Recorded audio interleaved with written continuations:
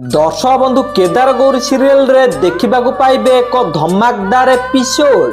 माधवी आज निजे गौरी को सबु सत कथा कहबो। गौरी गोटे बंधुक आनिबे आ माधवी को देखें कहिबे आपण जीवन को काहेकि मारिदबा को चाहुछंती।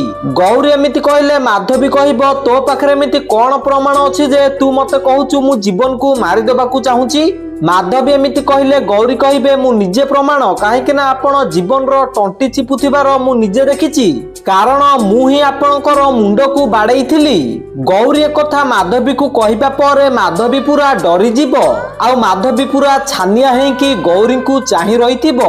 तो दर्शक बंधु आपण मानकु कोन लागुची माधवी कोन गौरी को भय रे गौरी को सबु सत कथा कहि देबे कि आपण मतामत कोन हमकु कमेंट माध्यम रे जणांतु। आ केदार गौरी सीरियल रो सब टिक टिक अपडेट सर्वप्रथम जानिबा पे वीडियो को लाइक करी चैनल को सब्सक्राइब कर दियंतु।